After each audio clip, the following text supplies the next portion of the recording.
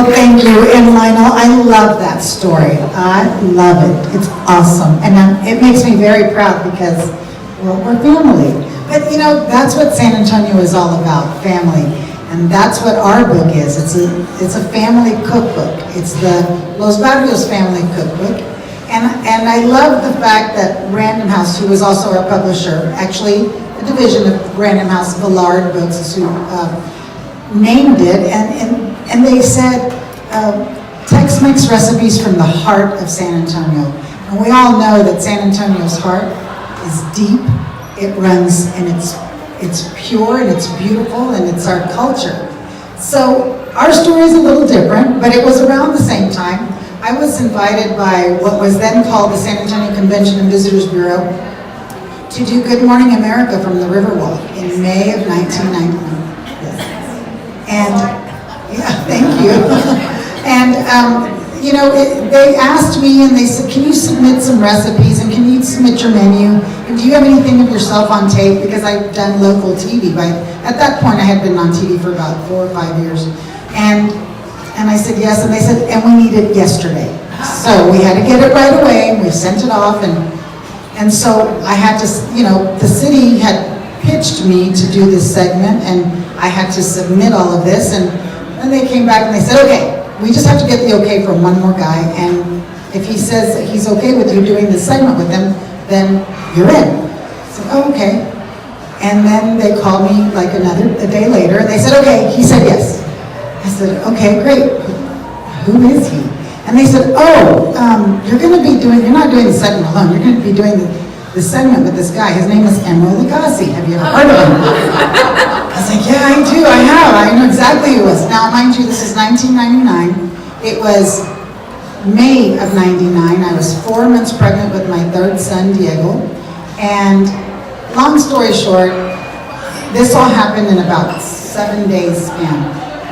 So we get to do our segment from Good Morning America. They asked me to stay. They put me up at the Hilton Palacio del Rio because the Arneson was right there, and they didn't want me to be late. They didn't want me traveling from my house. They wanted to make sure I would get there on time, so I stayed there and came downstairs at 4 o'clock in the morning, all ready, and Emeril gets there at 6 a.m. He got to sleep in, okay. He was, you know, the celebrity, but he had gotten at 1 o'clock in the morning. We do our segment, and we had a great time. And one of the things that the city, they provided a food stylist and somebody that just that does all the styling of the table and the food, and it makes everything look picture perfect for TV. And so they had cascarones, and so I tell Emeril, I said, you know, we make a lot of great dishes with eggs, but this is the one we have the most fun with. And I cracked it, not on him, I did it on somebody else, and he's like, those are great.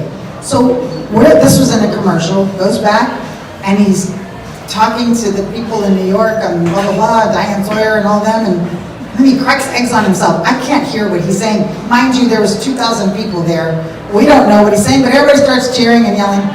It was great. Turns out wonderful. Well, that afternoon, after everybody goes back to sleep a little bit, and then I go back to Los Barrios, my family, we all go back to work, and walks Emeril. A few hours after that, we sat, drank, ate, talked to him, great guy. A few hours after that, I get a phone call, and it's from the food producer at Good Morning America. And she said, Diana, I'm already in Houston, but I want to let you know that I have a friend of mine, her name is Pamela Cannon. She's going to be calling you. I said, okay. Who is she? Why is she going to be calling? She says, well, she is an editor at Random House. She saw you this morning, and she wants to know if you would like to do a regional cookbook with them. I was like, what? And that's how it was. 3 weeks later, well, we had a conversation with Pamela. 3 weeks later, we had a contract that was this thick. We did not have an agent. We just had an attorney who, an intellectual properties attorney who took care of everything for us. 3 years later, our cookbook came out. 3 years later. Yes, they tell you 6 months, and then they tell you another 6 months. They had to wait a little bit longer for ours because, you know, this was a true family collaborative effort. My brother Louis wrote the introduction. My mother and I worked on the recipes. Because like any good, I don't care what ethnicity you are, it could be German, it could be Swedish, it could be Polish, it could be Italian, French, Jewish, it doesn't matter. These mamas, they don't jot down their recipes. Nothing was documented, nothing was measured, nothing was timed. And when we did our contract with Random House, they said, your recipes will be tested professionally, so they better work. Oh, okay. So it took 3 years to write this book. And mind you, I had my child. We wrote down 150 recipes because that's what they asked for. 2 months after my baby was born, he was born in November, I was walking in the garage, broke my ankle, my right ankle, so it kept me home writing more recipes and more books and testing. And I remember getting getting that manuscript, like it's done. Here it is, it's typed up. I'm gonna send it off to New York, and I'm not gonna see that thing for 6 months. 3 days later, it was on my doorstep, all marked up in red, kind of like what they said to you. Oh yeah. So then Pamela, our wonderful publisher there at Random House, our editor, she said, okay, we're gonna get on the phone, and we're gonna, put away 3 hours, we're gonna be on the phone, we're gonna edit, and you're gonna tell me what you're trying to say. So she was kind of like my ghostwriter. What are you trying to say? What do you mean? And so I did that, and at the top, every time I would send the recipes, at the top I would do a little story like, we do this because this, or this is a recipe that we do during blah, blah, blah. Those were for her personal notes, so she would know what I was talking about. She called me, she goes, you know those little notes you wrote at the top of the recipe? She goes, write more. I like those. They give it a lot of feeling. And so we did. Our cookbook eventually was published.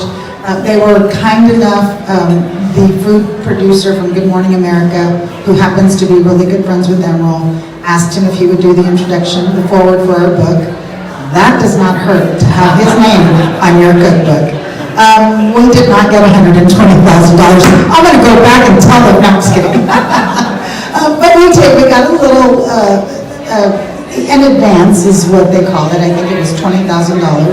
And we are very fortunate because we have restaurants. We have 4 restaurants now. We sell our cookbook in all 4 restaurants.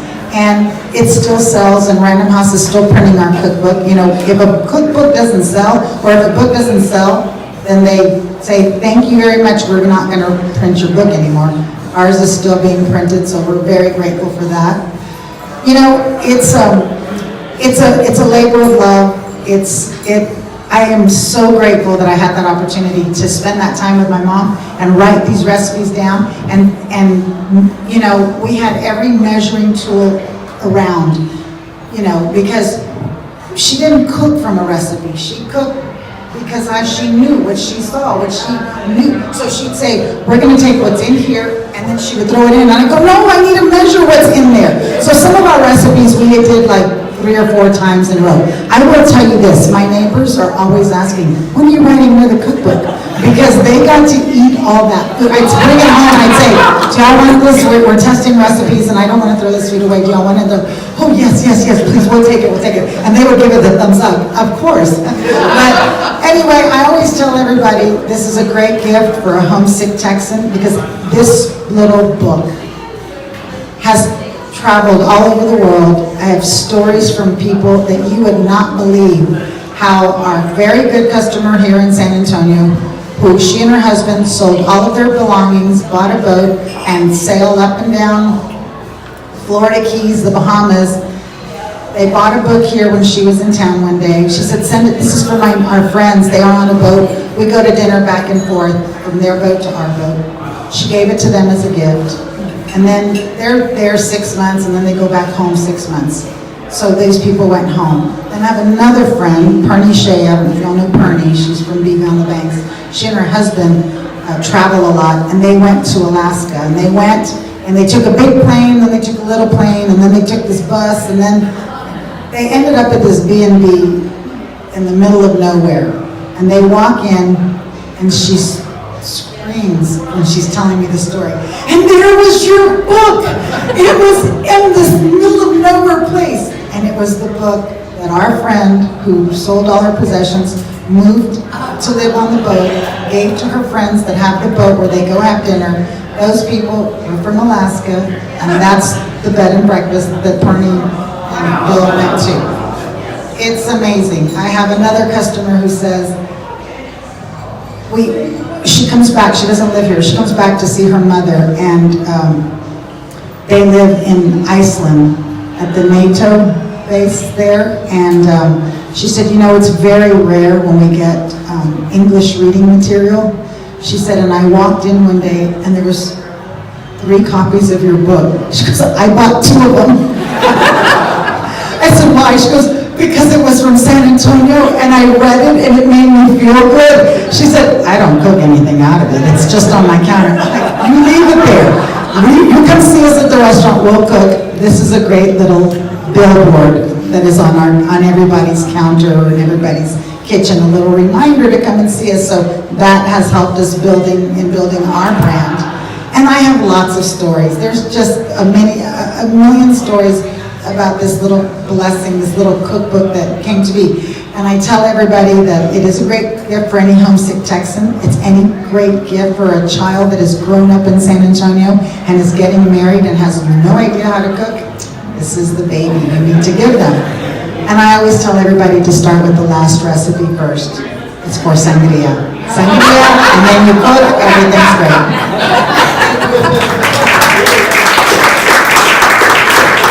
That is absolutely wonderful. I've never heard these stories, so this is all new and exciting to me. And that's an interesting story. You gonna ever write another one?